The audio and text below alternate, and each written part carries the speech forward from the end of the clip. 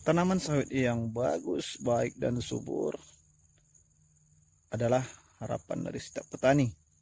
Apalagi kalau produksinya, buahnya itu memuaskan, banyak. Nah, ini akan membuat hati petani kita senang, petani kita bisa jaya, petani kita bisa sejahtera.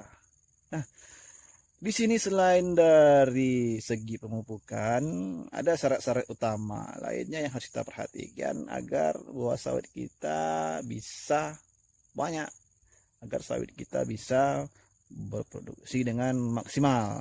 Oke, sobat-sobatku, kemarin kita telah membahas tentang pupuk, ya.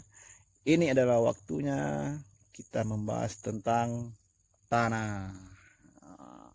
Oke, sobat-sobatku, jangan kemana-mana.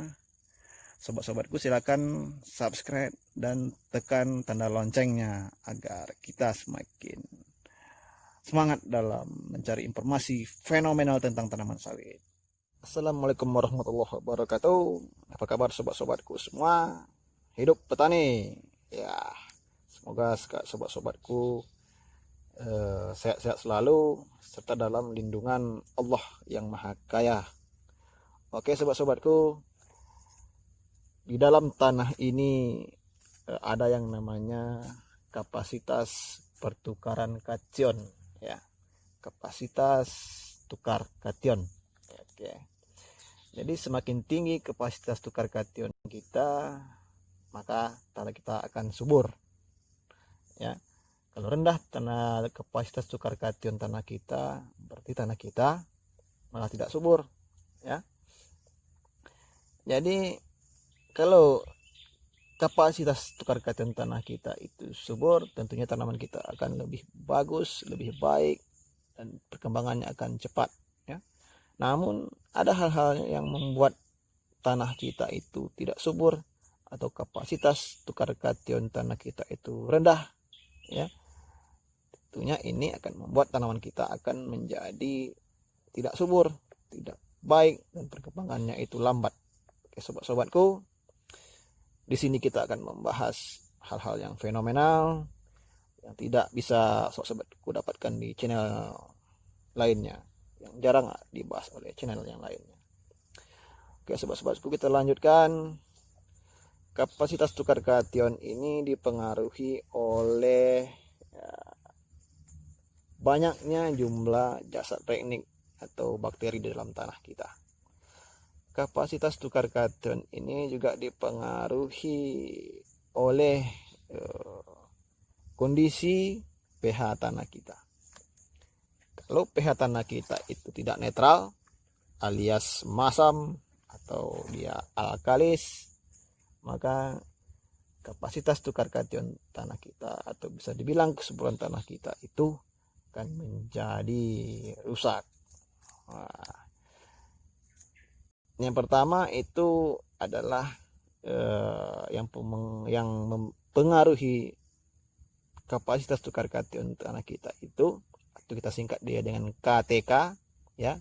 KTK, kapasitas tukar kation. Yang mempengaruhinya itu adalah yang pertama jumlah dari bakteri di tanah kita. Oke.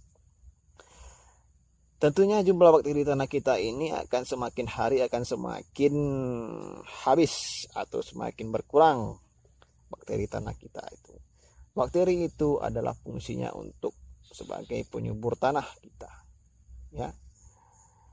Semakin banyak bakteri, maka tanah kita akan semakin subur dan tanaman kita juga akan semakin perkembangan akan cepat.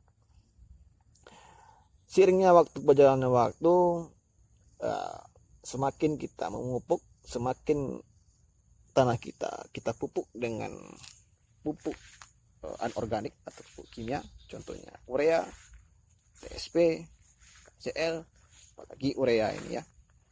Urea akan cepat mempengaruhi tingkat keasaman tanah kita. Semakin banyak bakteri, maka tanah kita akan semakin bagus. Seiring berjalannya waktu, tanah kita akan semakin kekurangan bakteri karena kita telah memberikan pupuk kimia yang banyak terhadap tanah. kita, ya. Tentunya bakteri kita akan semakin sedikit, akan mati, ya. Contohnya saja, sobat-sobatku bisa sobat-sobatku praktekkan sendiri di rumah. Berapa tajamnya dia itu pupuk kimia itu, ya. Bisa sobat contohkan terhadap pupuk KCL atau pupuk urea. Itu sobat-sobatku hancurkan pakai air, ya. Sobat-sobatku siram dia dekat tanah yang ada cacingnya, ya. Pasti nanti itu cacingnya akan keluar, akan gemetaran dia, ya.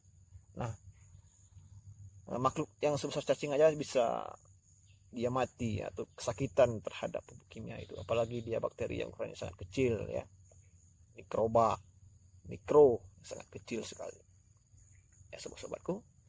Nah, bagaimana sih solusinya agar bakteri di tanah kita itu tetap jumlahnya itu banyak, ya?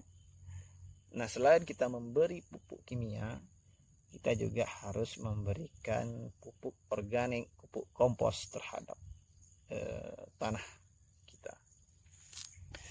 Karena di dalam pupuk kompos sendiri itu terdapat banyak bakteri, ya, bakteri yang baik. Di pupuk organik itu banyak bakteri.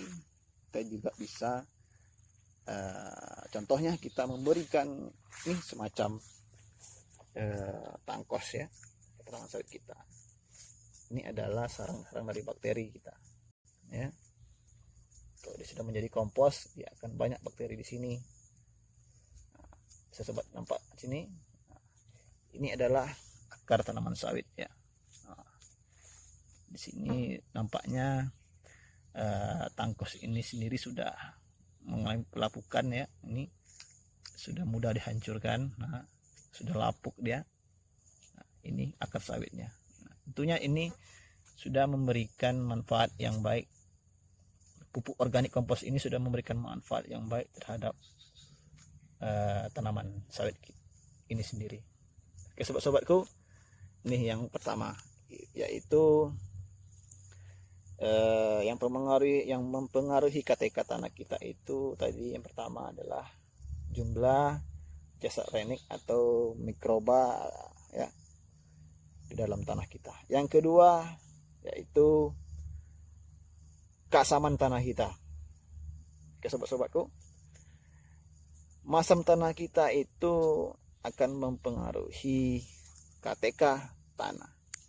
Semakin masam tanah kita, maka pertukaran kation di dalam tanah kita akan semakin berkurang atau rendah. Tanah kita itu keasamannya tinggi, ya. Kalau keasamannya tinggi tanah kita itu, nah ini sangat bahaya untuk tanaman kita.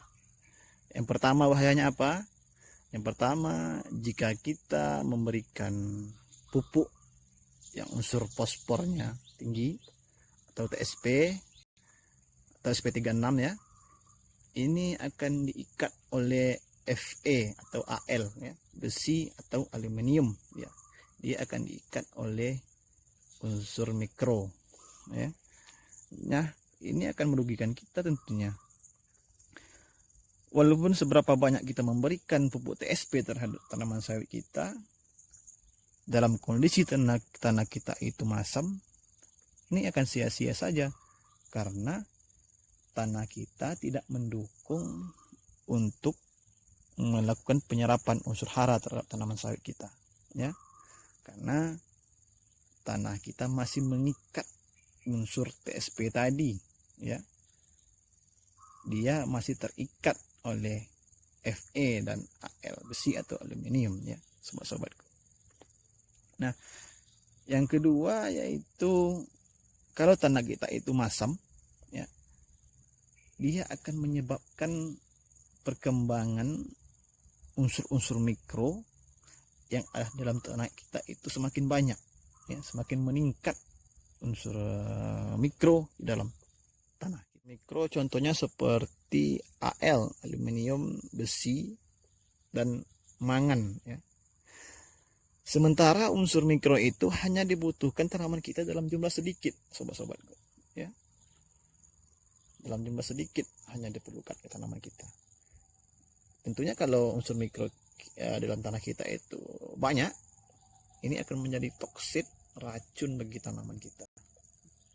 Ya, tidak berlaku lagi itu kata-kata, kalimat-kalimat semakin banyak pupuk maka tanaman semakin subur. Nah, ini tidak berlaku untuk unsur mikro yang ada dalam tanah kita itu.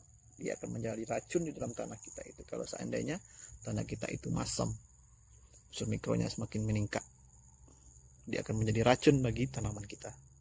Sobat-sobatku, jadi kalau mau tanaman sawit kita itu berproduksi maksimal, ya, kita jangan hanya memperhatikan dari syarat pemupukan saja, namun kita juga harus memperhatikan tanah kita, kondisi tanah kita, ya.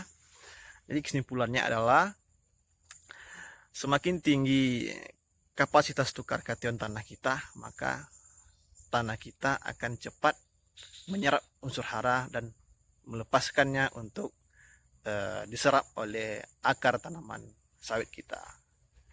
Dan kapasitas tukar kation tanah kita akan semakin meningkat jika tanah kita itu netral, kondisi pH tanah kita itu netral, ya. Semakin netral pH tanah kita maka akan semakin bagus, ya. Netralnya pH tanah kita itu berkisaran antara pH 5 sampai pH 6, ya, atau 5,5 sampai 6,5 gitu, ya.